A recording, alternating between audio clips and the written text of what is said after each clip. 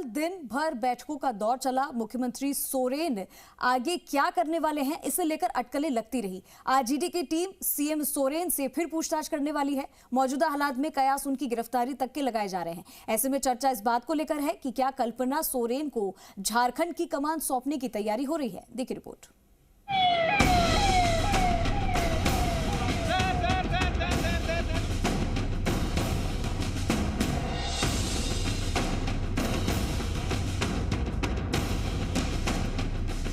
इनाम हमने कहा है अभी 11,000 तक खर्चा करूंगा।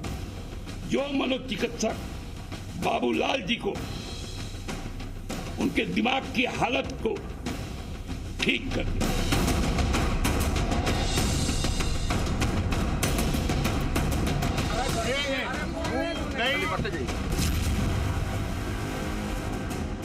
हेमंत सोरेन का यह बयान झारखंड की सियासत के नए सियासी संग्राम का बड़ा संकेत है। पहले मंत्रियों और विधायकों के साथ सीएम की बैठक और फिर राष्ट्रपिता महात्मा गांधी को श्रद्धांजलि। झारखंड की राजधानी रांची की ये तस्वीरें राजनीतिक हलचल की गवाही दे रही हैं। ईडी का समन और पूछताछ के बीच संकट हेमंत सोरेन की गिरफ्तारी का भी गहरा रहा है। ऐसे में सवाल है कि हेमंत सोरेन कब तक मुख्यमंत्री बने रहेंगे? हेमंत सोरेन का अगला कदम क्या होगा? हेमंत जेल गए तो झारखंड का अगला मुख्यमंत्री कौन होगा? हेमंत सोरेन की गिरफ्तारी की अटकलों के बीच नए सीएम को लेकर के भी कयास लगने शुरू हो गए हैं। रांची में राजनीति गर्म है। ईडी के सवालों का सामना करने से पहले हेमंत सोरेन के सामने सियासी संकट में हैं। ऐसे में सवाल सत्ता का है, सवाल सरकार का है और सवाल नए सीएम का भी है। हेमंत पर गिरफ्तारी की तलवार है और खतरे में सरकार है। इसलिए नए मुख्यमंत्री के तौर पर कल्पना सोरेन का नाम रेस में सबसे आगे है। कल्पना सोरेन को मुख्यमंत्री बनाए जाने की बात सबसे पहले बीजेपी की ओर से कही गई। बीजेपी सांसद निशिकांत दुबे ने सोशल मीडिया साइट एक्स पर पोस्ट किया। हेमंत सोरेन ने अपने यानी जेएमएम और कांग्रेस के साथ दूसरे सहयोगी विधायकों को रांची सामान और बैग के साथ बुलाया है।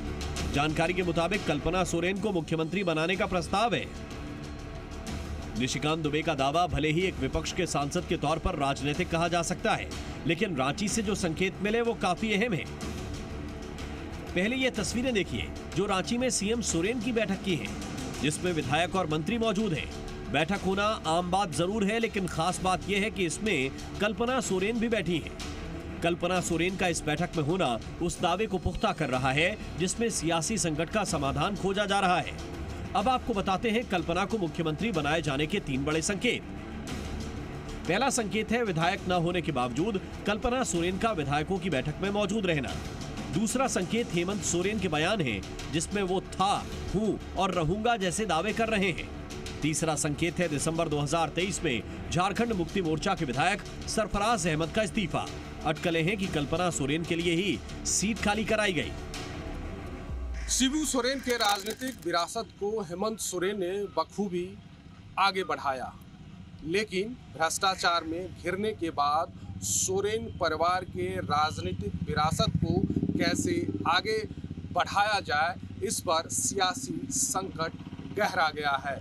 मौजूदा परिस्थिति में परिवार के किसी बाहर के विधायक पर भरोसा किया जाए या न किया जाए, इसको लेकर के हेमंत सोरेन उलझन में है और इसी के कारण सबसे सलाह मशविरा कर रहे हैं ताकि इसका समाधान निकल सके।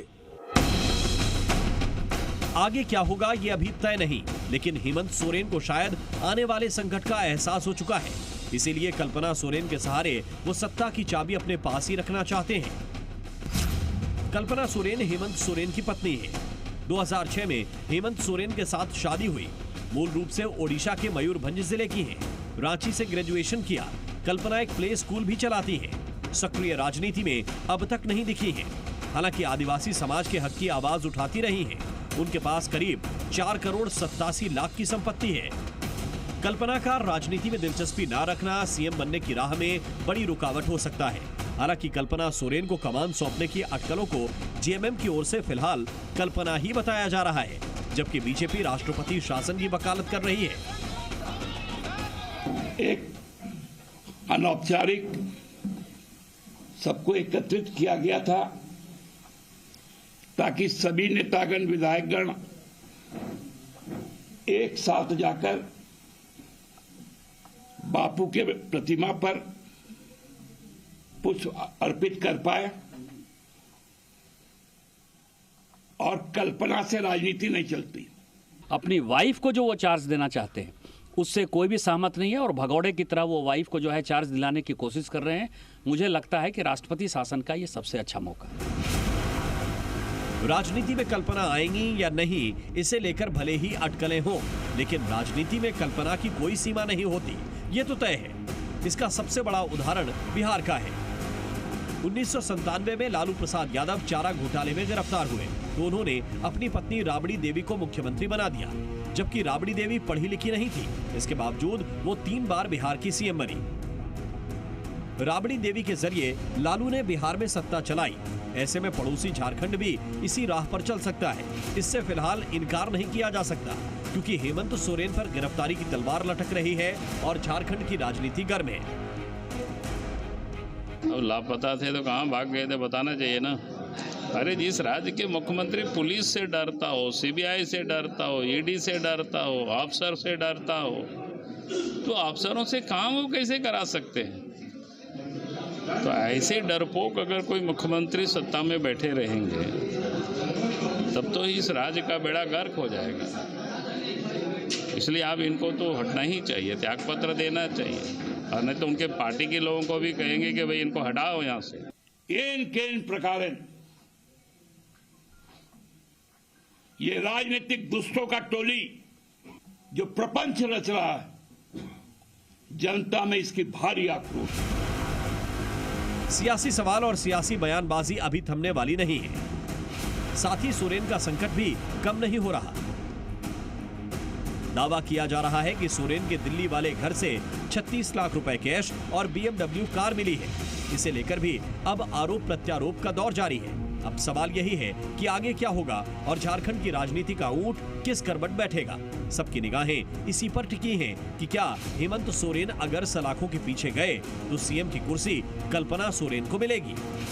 ब्यूरो रिपोर्ट, जी मीडिया।